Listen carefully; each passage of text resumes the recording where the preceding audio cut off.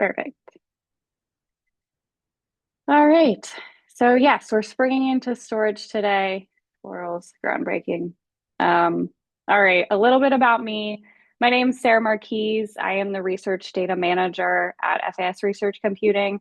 So I work with faculty, staff, and researchers to better manage their storage, but also just research data in general throughout the data lifecycle.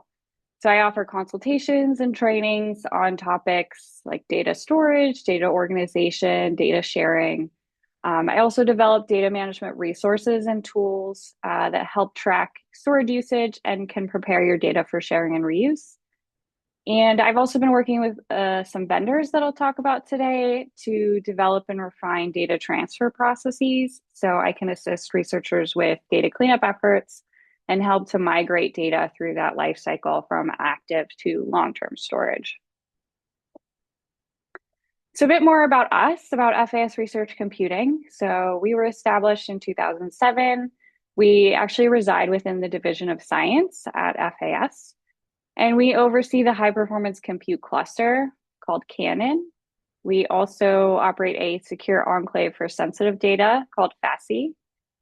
We have several types of research data storage, both free and paid services. We offer access to scientific software and applications.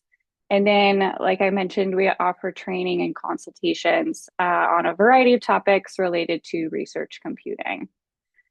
As a group, we assist around 800 research lab groups, which usually have around 7,000 user accounts. We manage and maintain 76 petabytes of research data storage across the 3 different data centers. And we collaborate with the Northeast Storage Exchange, or NESI, on their tape environment. We also oversee 99,000 CPU cores, over 1,000 GPUs, and 1,500 compute nodes. So we're a pretty large research computing group at a academic institution.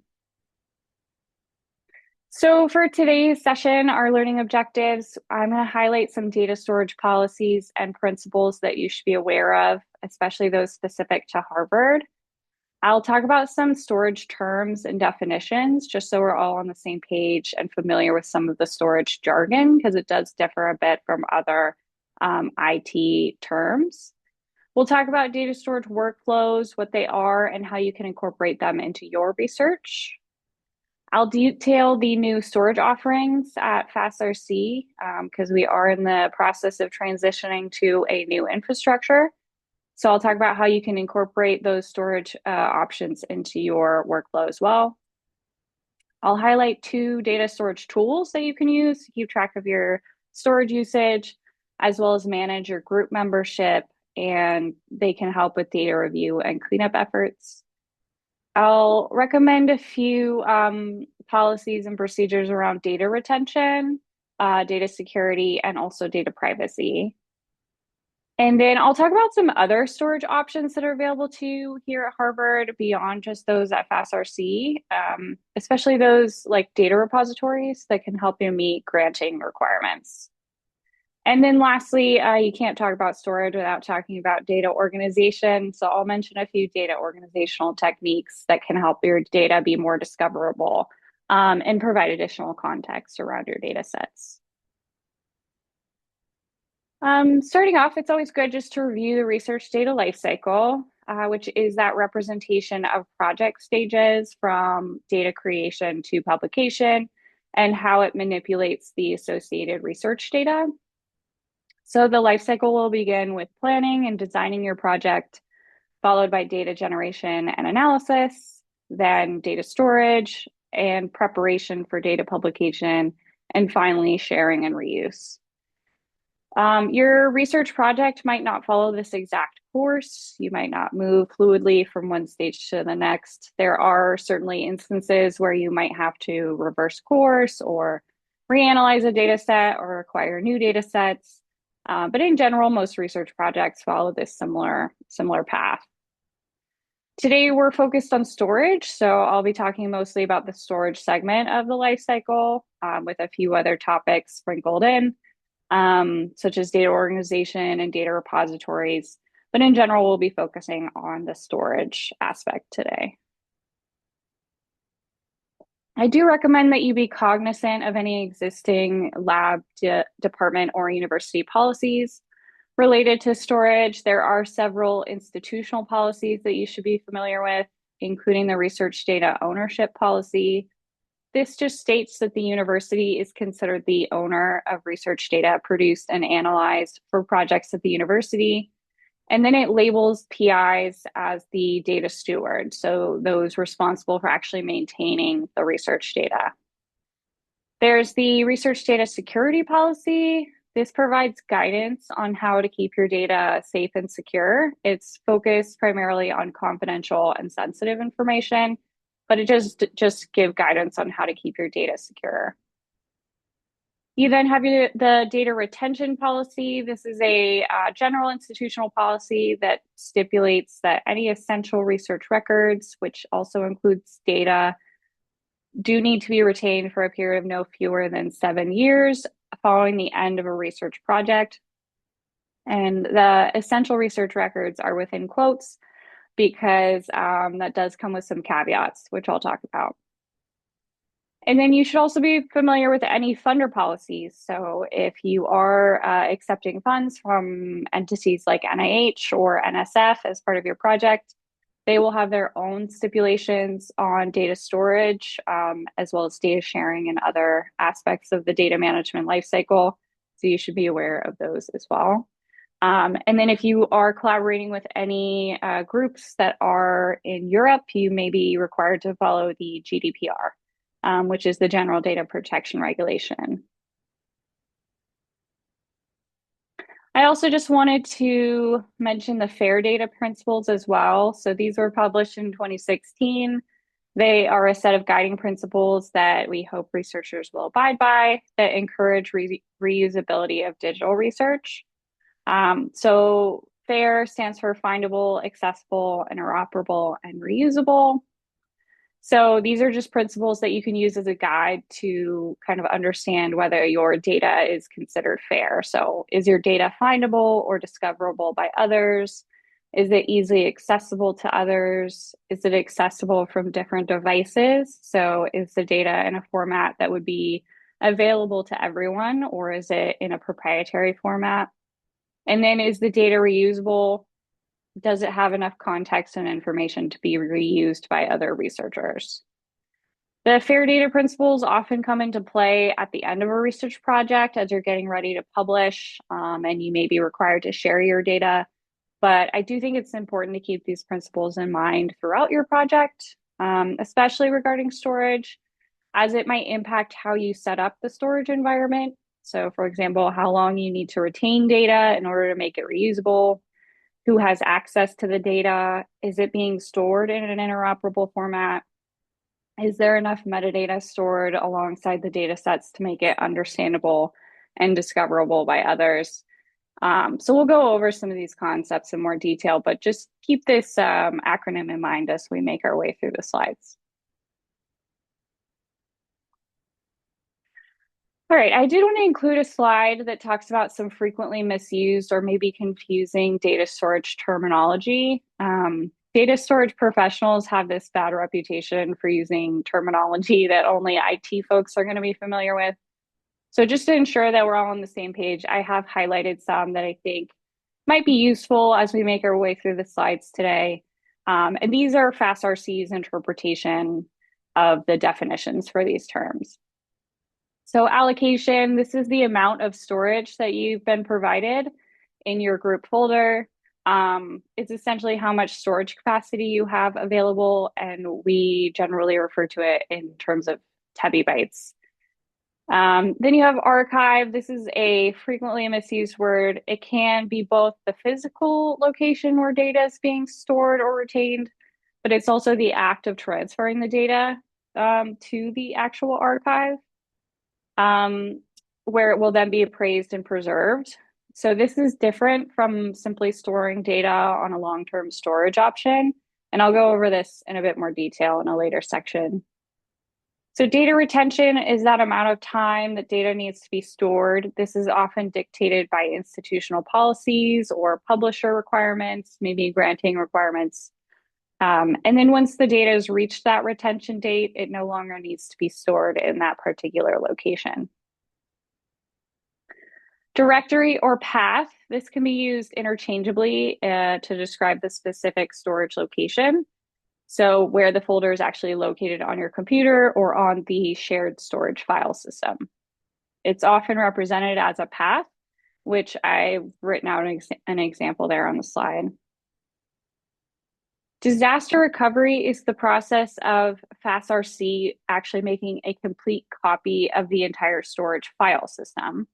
So this is usually to ensure that if there's any issues with the actual hardware or server where the data is getting stored, the data gets destroyed for some reason outside of our control, that we internally have an additional copy of the data. The word file system, I've mentioned it several times. This is just the machine or the actual hardware where the data is physically stored. Metadata is the information that's usually kept alongside data that describes or provides context for what that data is. So the who, what, where, when, why of the data set. It's really important to assist with things like data retrieval or data review, and is a key component of good data management. Quotas are the total amount of storage allowed. So this is essentially the storage limit for your group folder.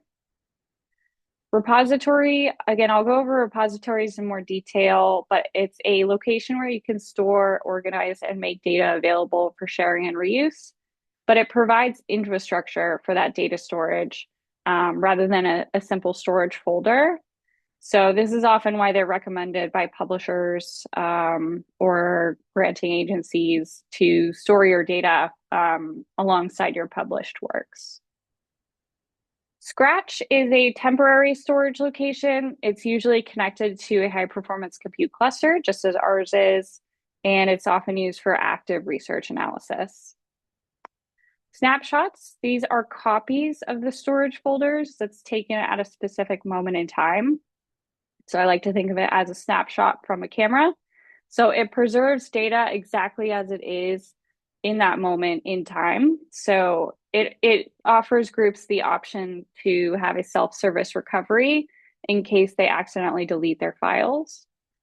Because it is a snapshot rather than a continuously updated save option, you're getting periodic saves rather than constant saves. So just something to keep in mind. And then lastly, tarring or a tar file. This is a way that you can bundle a lot of files together into a single file. This is helpful for storage, like tape storage, that's unable to accommodate lots of small files. So you take all those small files and you make them into one larger file. Also, at any point in time, if you have questions, feel free to post them in the chat. I'm going to do all the slides first, and then I can go over the questions just for the sake of the recording. All right, so one more definition to cover, and then we'll move on, I promise. So when I talk about scientific research data, what exactly am I talking about? So we consider scientific research data to be any data that was collected, created, or acquired throughout your research project. So this could result from projects conducted here at the university. It could be from projects on the Harvard property. It could be developed or collected under the direction of the university, but maybe the research activities are occurring elsewhere, like anywhere around the world. And it can also include data collected with resources, so equipment or funding that's not necessarily actually in the lab itself. And then as part of that research data ownership policy, it's always good just to keep in mind that Harvard has ownership over all research data that result from the projects conducted at the university or using university resources. So there are many different types of data generated at each stage of your research project. You have your source data or your raw data. This is data that's not been processed, modified, or analyzed in any way. It could derive from an instrument, or it could have been acquired from an outside entity. And then during the data processing, the raw data is cleaned, sorted, and filtered to reduce the number of unnecessary, inaccurate, or redundant fields. And then you can do data analysis. So this is the process of inspecting, cleansing, transforming, and modeling the data with a goal to discover useful information or to support your decision making. And then lastly, the data will be published alongside your scholarly work. Again, in the last decade, it's become increasingly common for researchers to make their data available to others when completing their project. So why am I mentioning the different types of research data when we're talking about storage? Well, the different types of research data generated can then translate into various types of the storage utilized. So you have your active, intermediary, and long-term storage. So depending on how the research data is going to be utilized and accessed can determine where that data resides. So similar to the research data lifecycle, you'll want to think about life cycling your data through a storage workflow as well. So from active to long-term storage. So as you're beginning to generate or acquire that raw data, you'll want to store the data in an active storage location so you can readily access it and view it and as you begin to analyze and process it. But then soon after you start to, actually do your analysis, you'll want to move that raw data to a different storage location, potentially an intermediary location, so that it remains protected and separate from your analyzed data. And then once your data has been analyzed and you're no longer frequently accessing it or modifying it, you can then move it to a long-term storage option.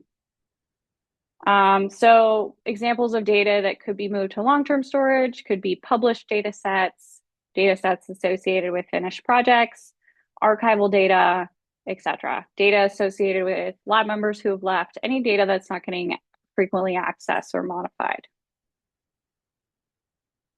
And then after the project's completed, you'll want to evaluate that data to determine whether it should be moved to long-term storage, destroyed, or archived. So many institutions, including Harvard, have their own archive department whose mission it is to collect, maintain, and provide access to records of enduring value for historical or research purposes. And this includes both records, but also data as well. And then those records that are determined eligible for permanent retention can get moved to the archive. These are often records associated with individuals who had a great impact on their field, or maybe it's a highly reusable data set for a particular area of research. And so they want to make sure that they retain it and have it available for the research community. And as I mentioned before, archival data is not the same as long-term storage. It's often a significant investment for the institution. It requires ongoing migration of electronic formats. It's very costly. It requires a lot of extra care and maintenance. So very few records and data actually get moved to the archive for permanent retention. While most research data and record retention policies stipulate how long you need to keep records, you're not required to keep your data for longer than that retention period as specified by your institution or granting agency. So for Harvard, it's 7 years. So following the 7-year retention period, if the data is not needed anymore, it can get deleted. Often the cost of long-term storage is prohibitive for researchers, so you may not be able to store the data past that retention period. It is good, though, to check with any policies of your institution or funder just to make sure that any destruction actions are in line with those policies. And I do recommend creating an inventory of the records, those that are stipulated to be deleted. So just include information like formats, dates, or any other relevant information about the data before it's actually destroyed, just to make sure you have a sufficient record of your actions. It's also good to have somebody sign off on it, an authorized signature if appropriate, just so you have someone to discuss with later if you do need to figure out whether a data set was destroyed or moved somewhere. Oftentimes the disposal of research data is important years down the line just to make sure you avoid any confusion about what data is missing or abandoned. So now that we understand how to migrate data through the storage lifecycle, and we understand, that you need to store data based on its utility and accessibility, I'm going to talk about the various storage options that are available to you at FASRC. So one thing to note, though, these storage offerings are designed to store research data, so they are not designed to store any administrative data. Each FastRC account, so each user is provided with a 100 gigabyte home directory that they can use for their individual use. And then each PI or lab group also receives a 4 terabyte lab directory that can be used by all members of that lab group for storing research data. And then, if applicable, if you're interested, we also provide a 50 terabyte allotment of scratch space. The home directories are, again, used for personal user storage. They are not recommended for any actual computational work. And they are limited to 100 gigabytes, so we can't expand that limit. But they're great to store things like documentation, scripts, code, things like that. And then the lab directories, in a similar vein, they're general lab storage. They can be referenced from NetScratch. And since they are provided free of charge to all lab groups, they have a fixed 4 terabyte limit. So we can't actually increase that beyond the 4 terabytes. And then NetScratch is that temporary storage location. It has very high read-write speeds and can be used for high performance data analysis. One thing to note with NetScratch, though, is that any data will be removed after 90 days of no access. So we don't recommend retaining any important or irreplaceable data in NetScratch, but it is a great space to test out different scripts or to rerun things, as the data, again, will be automatically cleaned up if it's not touched for 90 days. So as I mentioned, FastRC is in the process of transitioning to a completely new storage infrastructure. The project is consolidating and modernizing a significant portion of our existing storage file systems and moving a lot of the current data to new and improved hardware. So we will be replacing a lot of our outdated file systems and realigning our storage options with that data lifecycle. So having active, intermediary, and long-term storage options. And we're incorporating more enterprise-grade features and establishing a scalable and financially sustainable service model. So we have purchased quite a lot of storage that will be available for years to come. It's incorporating over 70 petabytes of new data storage. So we're hoping that this helps us remain at the forefront of research and that we'll be able to continue to grow for several years. So listed on the screen are our new storage offerings that we are now providing as of this spring. So compute storage will be an active storage location for data analysis that's adjacent to our high performance compute cluster. It's really optimized for those high intensity workflows like AI or machine learning, as it has really high performance. And then we also have our lab storage. This is going to be a general purpose storage environment. So thinking back to the storage workflow, this would be great to house raw data or project data. It can also be used as a landing space or a buffer storage for your lab instruments. It does also have snapshots and disaster recovery, so it's really ideal for retaining a lot of your research data because it will come with those inherent backups. And then we have our long-term storage. This is actually going to be a new offering for us. We haven't offered something like this in the past, but it will be devised to house research data towards the end of the data lifecycle. So allowing some of our Harvard researchers to meet the institutional data retention and compliance requirements. So it will be offered as an alternative to the Nessie tape environment, basically an on-premise long-term storage location. I've mentioned tape a little bit. So tape is going to stay the same. So it will continue to be provided by the Northeast Storage Exchange. The price is increasing this year. So it did increase as of January. But many of our labs are already using tape to store their inactive research data, and they can continue to do so. And then FASE is our secure cluster environment. This allows labs that have things like TUAs or IRB requirements to utilize our resources, as it houses data up to that data security level 3, which I'll talk about in a minute. It will also offer encryption at rest, which is going to be a great added feature for this storage environment.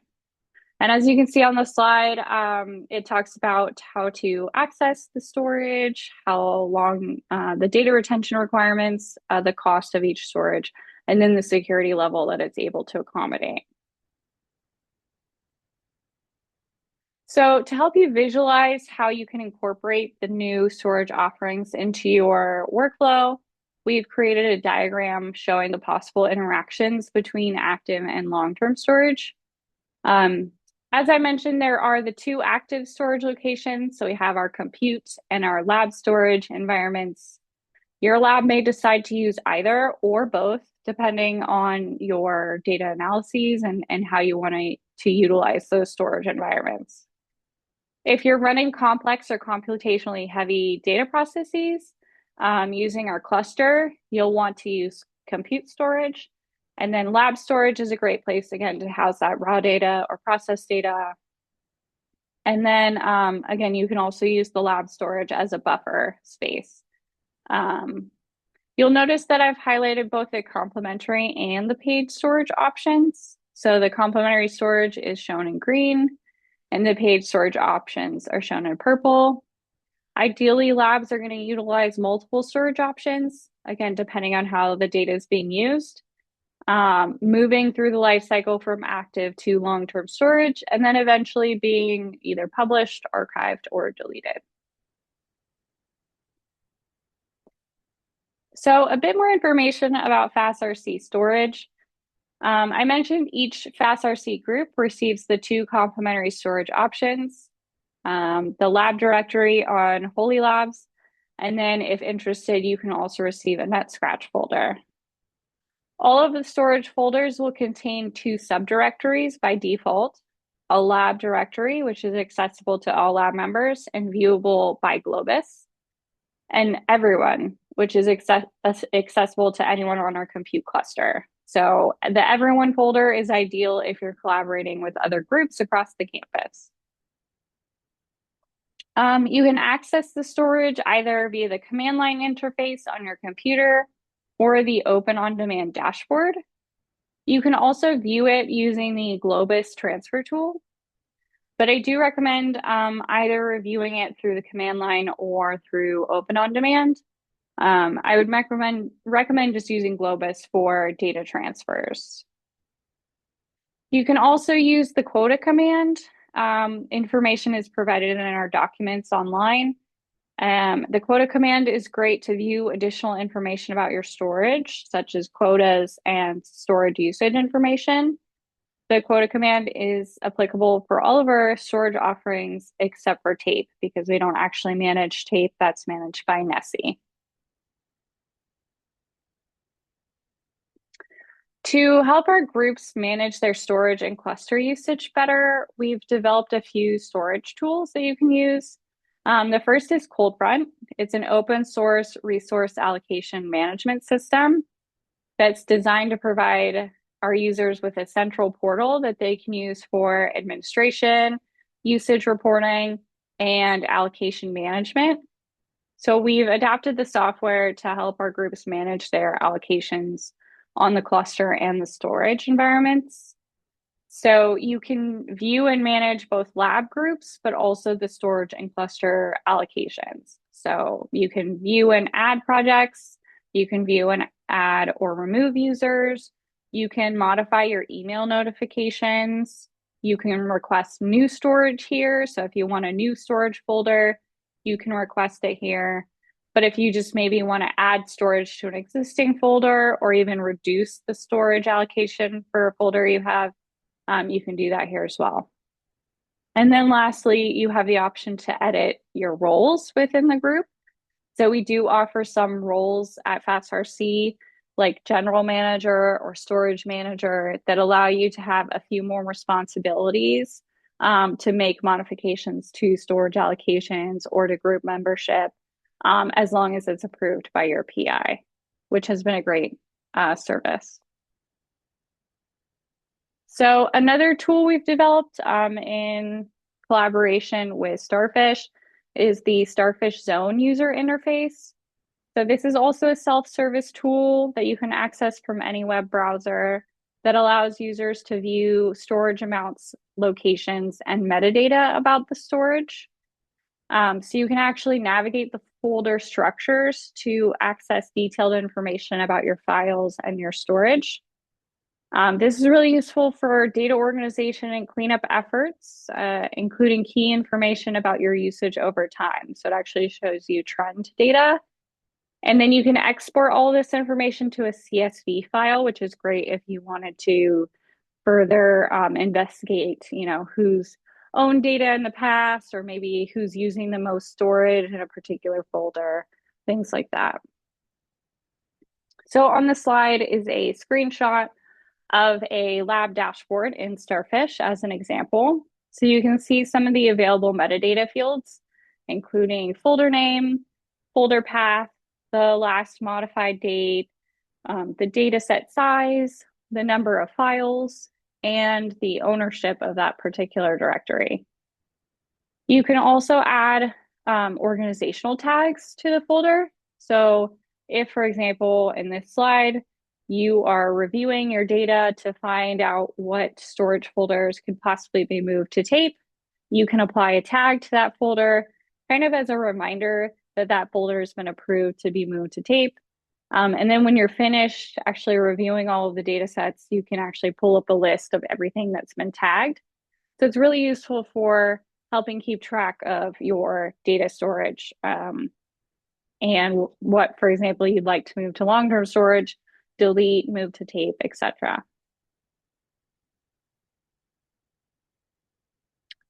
So a bit more about data retention. As I mentioned, data retention is that length of time that data needs to be kept in order to meet funder requirements or institutional policies. Harvard states that you need to retain essential research data for a minimum of 7 years. Making sure to understand how long you need to retain data is really going to be helpful at the beginning of your project, especially related to budget planning. So you'll need to understand how long you need to potentially pay to house that data.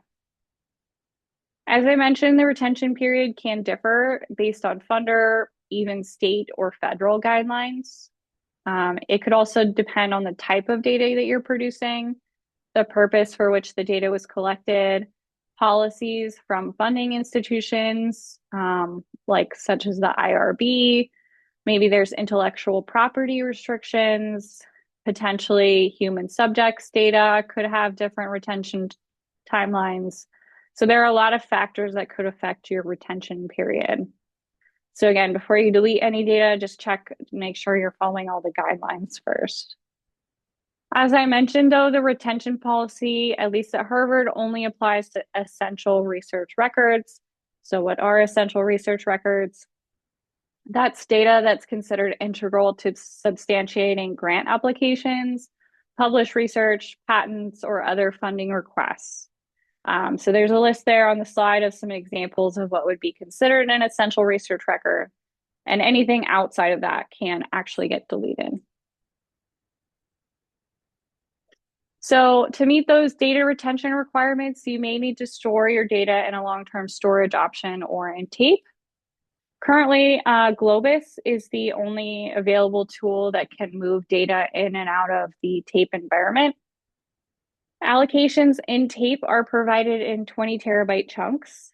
So if you have more than 20 terabytes of data that you want to move to tape, you'll be provided with multiple 20 terabyte tapes.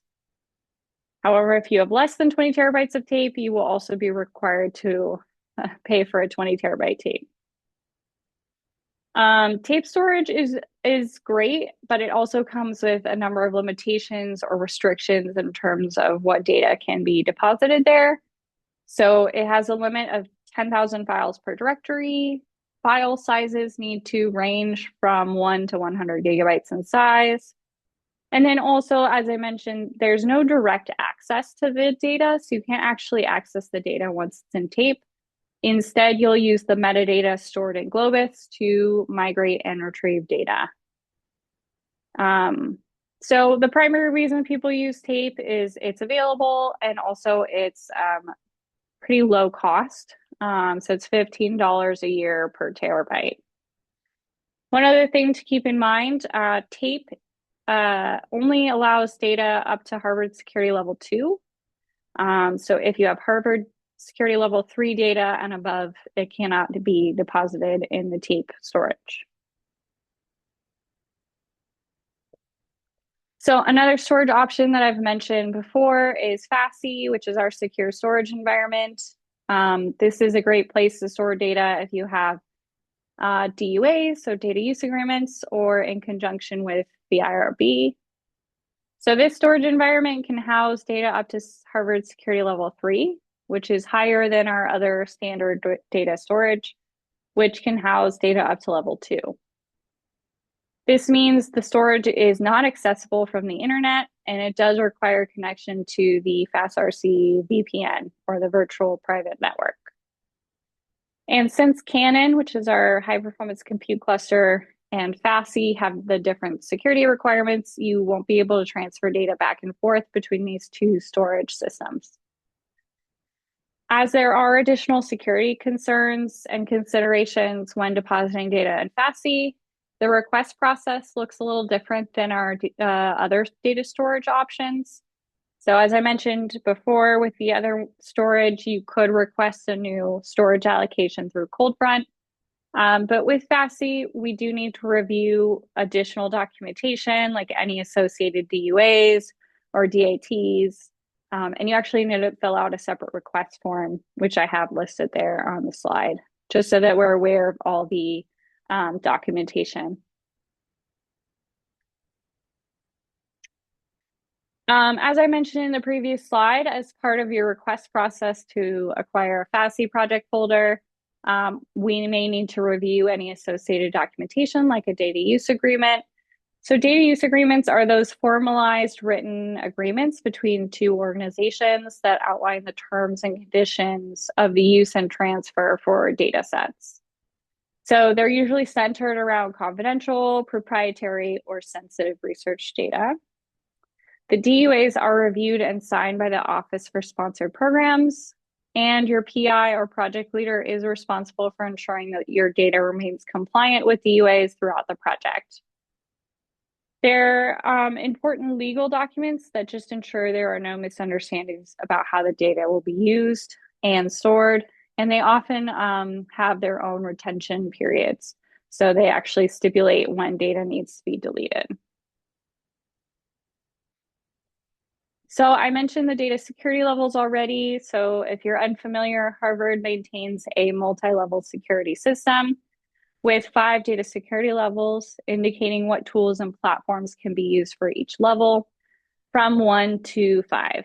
So level 1 is publicly available, unrestricted data. And then level 5 is very sensitive data that requires security consultations and special handling. And a lot of storage environments can't handle data above level 3. So if you have data security level 4 or above, you will need special considerations. You can also apply the security levels to a variety of other university-hosted storage tools like Google Drive, Dropbox, Office 365, Confluence, GitHub, etc. So this is a helpful tool you can use to determine what tools you can use to house your research data depending on the security level.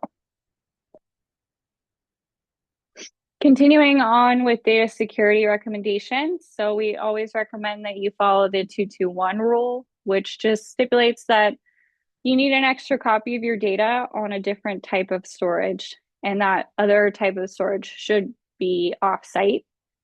So for an example of this would be if you maintained a master copy of raw data on your lab computer, and then that lab computer was using CrashPlan or another backup tool to back up those files to, say, a cloud resource.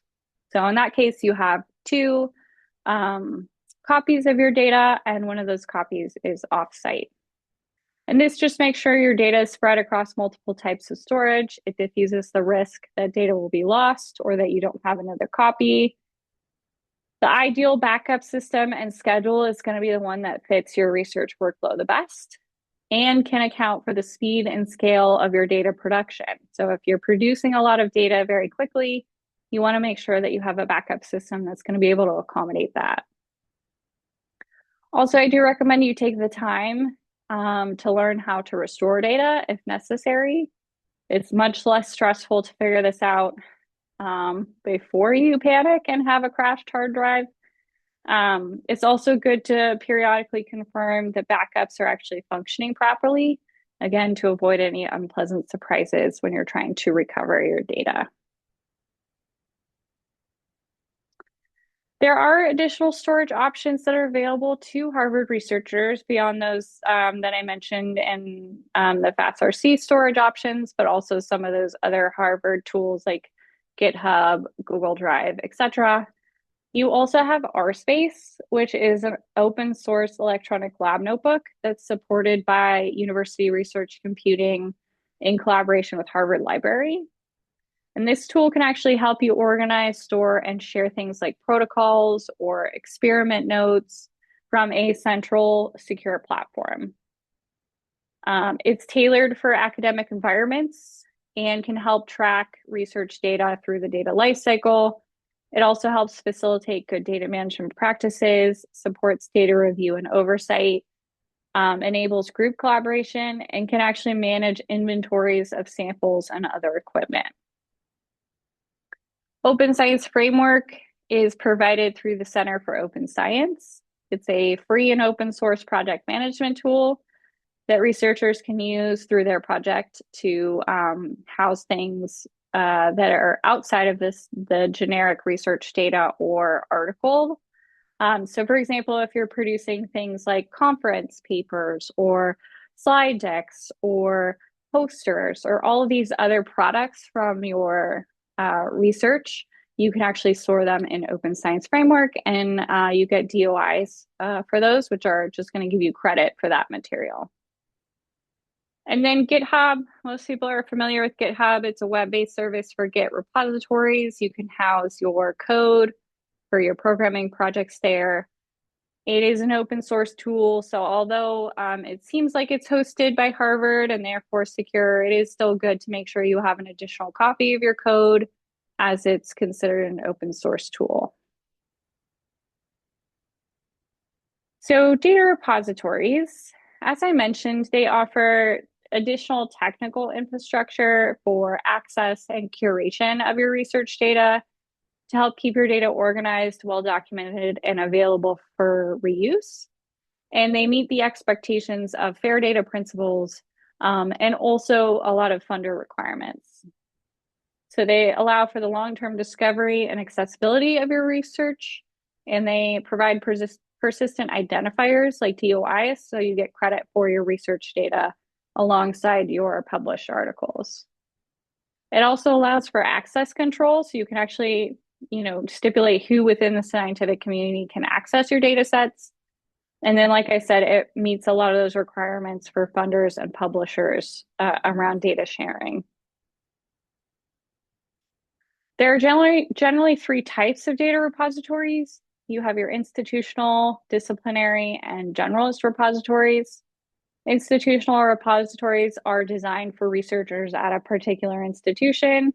Harvard does not have an institutional repository, but other schools may have their own repository for their researchers. You can have a disciplinary repository like NCBI, dbGaP, and GEO for genomic data. So these are targeted for specific types of data. And then you have generalist repositories. These are basically designed for any type of data and all types of research outputs. So typically you'll start by identifying any funder stipulated repository or institutional repository. If you don't have one of those, you'll move on to specific repositories for your data type. And then If you don't have any of those, you can move on to a generalist repository, which will basically allow you to post any type of research data. Researchers are encouraged to select a data repository that's appropriate for the data generated by their project. And you will often be required to stipulate which repository you intend to use if you are writing something like a data use agreement or a data management and sharing plan prior to actually starting your project. So what do generalist repositories actually offer? And what should you be looking for when you're selecting a repository? So I've listed some of the advantageous characteristics of general repositories on the slide. Like I mentioned, they provide DOIs. They give you credit for your data set. They encourage long-term sustainability. They meet granting and funder requirements for data retention. They offer metadata schemas and it can actually assist with data curation. They provide data security and access controls. They allow for deposit of most common data formats, and they meet the retention policies of major funders. One of the generalist repositories that we recommend is Harvard Dataverse. This is a free web-based data repository open to all researchers from any discipline, both inside and outside of Harvard. You can open your data to the general public, or you can restrict access and define customizable terms of use. When you do publish your data, you will automatically receive a DOI, and your metadata is open and findable via search engines, which is great, even if the data is restricted. Harvard users actually can deposit up to 2.5 terabytes for free, and then you can possibly get additional storage for a fee in consultation with IQSS and Harvard Library. Harvard Dataverse accepts any file type and is discipline agnostic and will accept data up to Harvard Security Level 2. There are also data curation services available through the library that can help researchers offset some of that labor and administrative activity related to creating and maintaining their Dataverse collections. There's also DASH, which is Harvard's Central Open Access Repository for archiving and sharing manuscripts and articles. It's managed by Harvard Library's Office for Scholarly Communication. The articles are free to download and available to everyone, and they're also free from most copyright and licensing restrictions. And lastly, in preparation for storing your data in a data repository, it's always good to make sure your data is organized in consistent, easily understandable directory structures.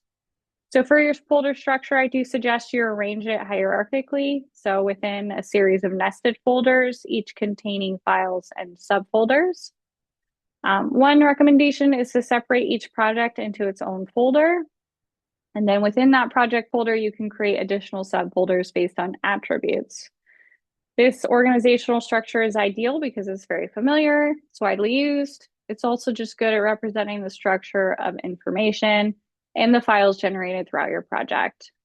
So in this example directory structure, you have the top folder for the project. I've used the FAS-RC default of lab. And then within lab, you could separate your data into documentation, research data, and code, and then further separate the data into raw and process data. So this is just an example. There's no ideal system for folder organization. It's just going to be the best one that works for your given project and your data type. But this is a recommended way to organize your data. And then similar to the establishment of a well-defined directory structure, it's always good to have enhanced file naming, which can significantly improve the searchability of your files. A decent file naming convention will include key pieces of contextual information about the file that can make it easier to both visually or digitally scan and discern the contents of the file. It is a good recommendation just to maintain the same file naming convention throughout your project. Describe what the files contain and how they're related in the name itself. Use useful information like date, project title, or potentially a unique identifier. And then if you are working with lots of files and maybe multiple collaborators, it's always good to have file versioning just so you know what version of the research data set you're working on.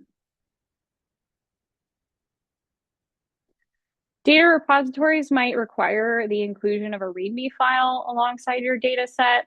A README file is just a text file that provides a clear and concise description of relevant details regarding data collection, processing, and analysis of the data set in question. It is a good practice to store a README file with your project data set, explaining things like file naming conventions, abbreviations, code, etc. On the slide is a nice example of a README file template from the Longwood Medical Area, so you can use it. It's actually available listed there on the slide, so you could use it in your lab as well. All right, so to wrap up, so we have a couple of minutes for questions. It's just good to review and adhere to data storage policies and procedures. Developing and streamlining your data storage workflow can help with your project, and we do recommend including multiple options of FAS-RC's data storage. Data storage tools can assist with data review and cleanup efforts. They can also help with requesting new storage allocations and modifying group membership. Select an appropriate storage option for you based on the data retention and security requirements for your project data. There are alternative storage options available to you from across Harvard, depending on the various data security levels.